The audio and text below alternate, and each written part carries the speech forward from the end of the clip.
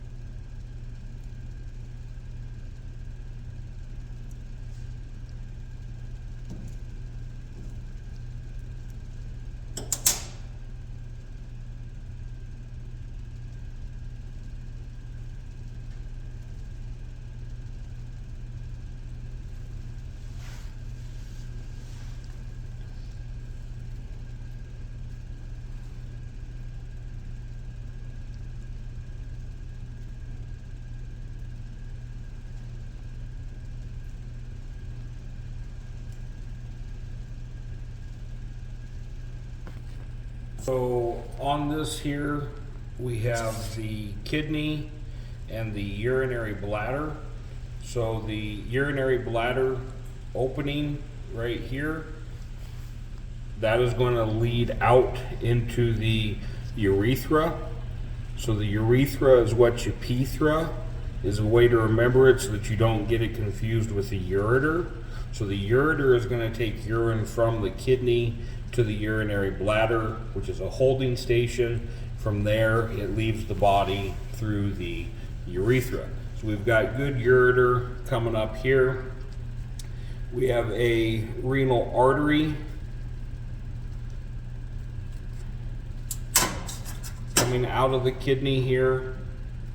We don't have a good renal vein either on the next dog, or I have some pig kidneys that will open up on Wednesday to look at the internal structures. But that there would be our renal artery, and there is a renal vein that comes into that as well. Looking at the urinary bladder, this one's pretty flat, so we should be able to see some Rugae folds in the bladder wall. Maybe.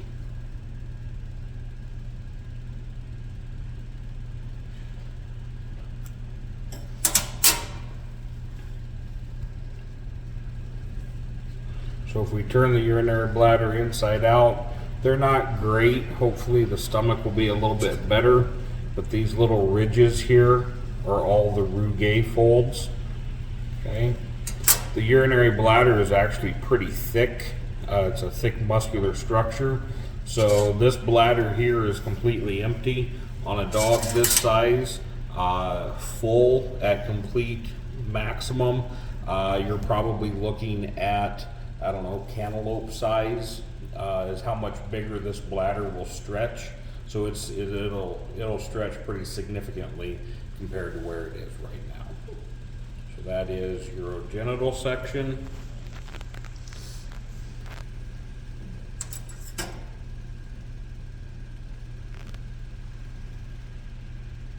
Spleen of the dog. Spleen sits on the left upper quadrant of the abdominal cavity. It will kind of wrap around and underneath, but that's pretty normal size spleen for a dog this size. Works as a storage area for lymph and red and white blood cells. Dogs can live without their spleen and do just fine. And we'll talk more about splenic diseases in anesthesia and radiology and small animal nursing. So that is the spleen. This large web of tissue, this is the omentum. And so the omentum is generally draped over top of the small and large intestine. It just kind of holds everything tight and together in the abdominal cavity. This will work, it's called the surgeon's Band-Aid. It will actually adhere to wounds in the abdominal cavity and kind of work as a Band-Aid for the dog or the cat. That is omentum.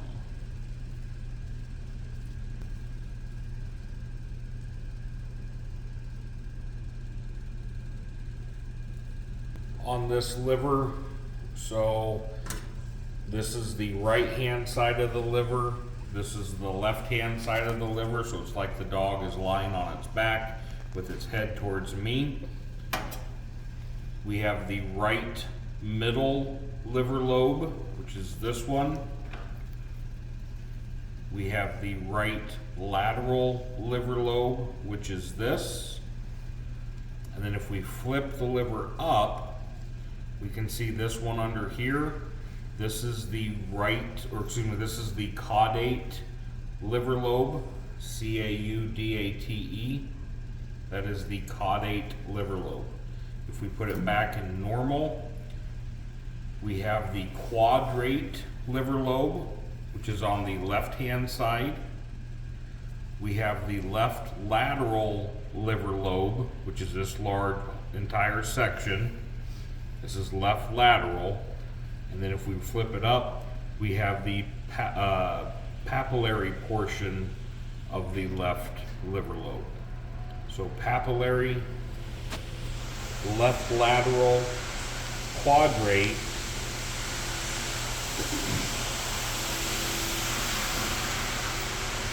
in between the right middle and the quadrate liver lobe is our gallbladder. That's that little sac or that little pouch sitting down in there. That is the gallbladder. Okay. Digestive system, a couple things before we start taking structures apart. If you look, this tissue here kind of comes up and wraps over and comes across. I think it looks like chewed up bubble gum. That is the animal's pancreas. Okay, so it sits right underneath the stomach, kind of makes a backward 7. So underneath the stomach and then down along this side. This side that it runs down along is important because that initial section is our duodenum. So coming directly out of the stomach, running down along the side, and then it makes a backwards, I think a backwards J shape, and it has the pancreas sitting right next to it. That is all duodenum. We'll see if we can get it separated out here.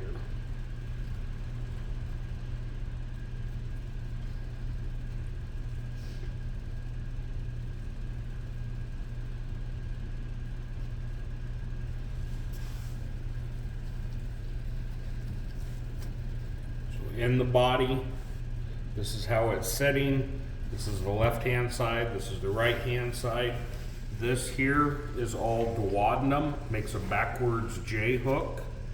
Okay, that is the first of 3 sections of the small intestine. We have the duodenum, the jejunum, and the ileum as the small intestine. Most of the small intestine is made up of jejunum. So if we run this backwards,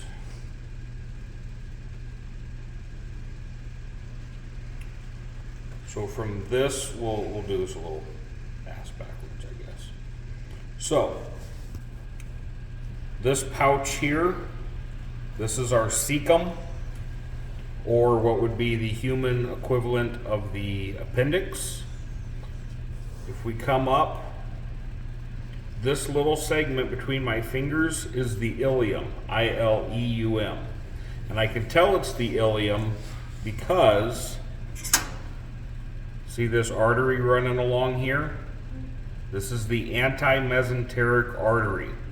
The ileum is the only section that has an artery that runs along the back side of it. So once we find where that antimesenteric artery starts, from there to the cecum is our ileum, I-L-E-U-M. That's small intestine.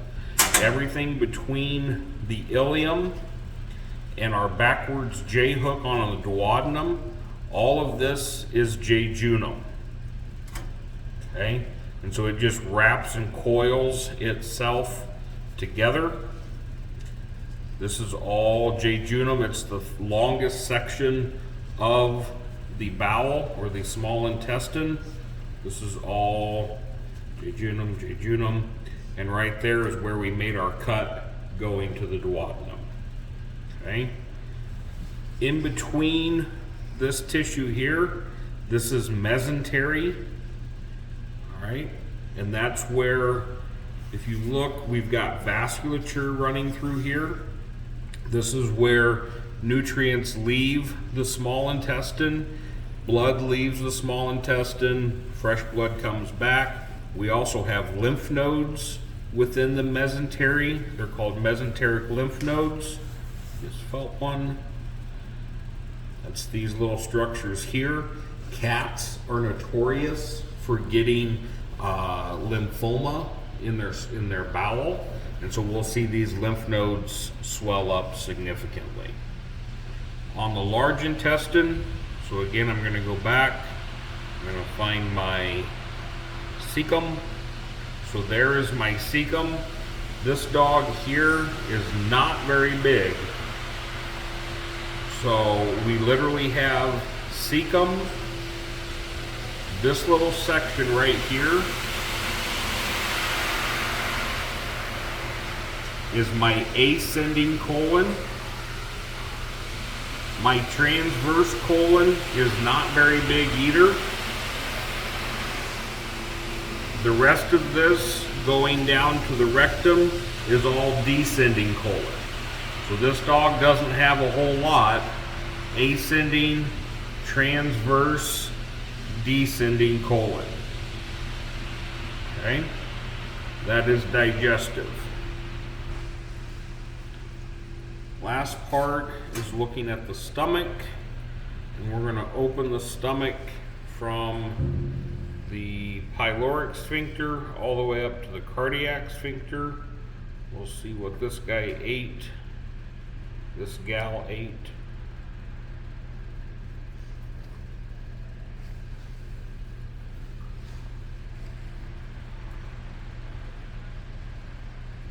It's kind of like Christmas. Come on, Paisley, that's fine. It's not like Christmas. Kind of like Christmas. No. I'm not happy to open this up. Kind of like Christmas. Just like Christmas. Grass. Yay, grass. Grass and food. Nothing exciting. One year we found a toy. Lovely. Oh, That can go in the garbage. Why'd you step away? Did you think I was going to throw it at you? You might. The thought crossed my mind, not going to lie. Exactly. So, lots of grass, lots of food. We can see it's digested.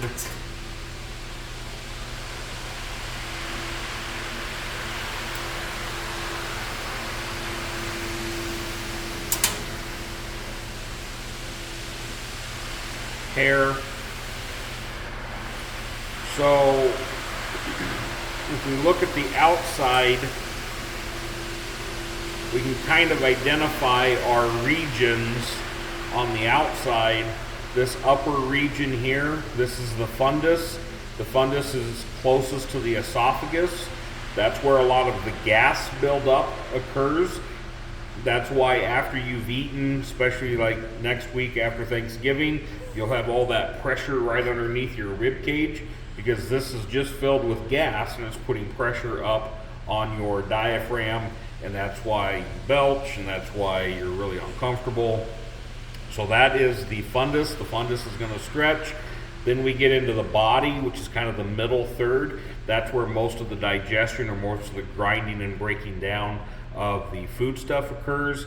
Bottom third down here, this is our pyloric region. This changes a little bit to, we have our pyloric sphincter down there, this little region here. This will not allow anything that is solid to pass.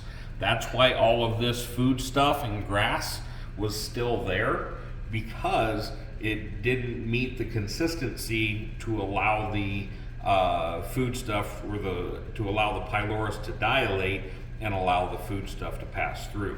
We don't have great rugae folds up in the body of the stomach or the fundus of the stomach, but you can see them really well down here in the pyloric region. So all of these ridges and everything, that sucked. That's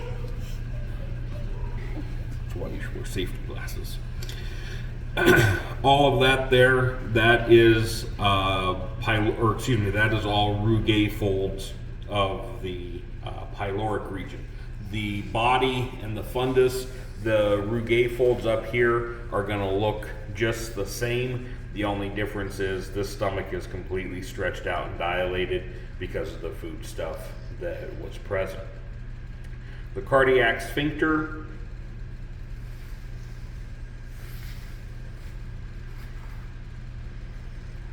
if you look, that there is the cardiac sphincter. So that little muscle there, that's what's going to prevent food from going back up into the esophagus. So if your dog has gastric esophageal reflux disease, or you have heartburn or anything like that, that means that there is not clamping down tight enough, and it's letting stuff migrate back up into the esophagus.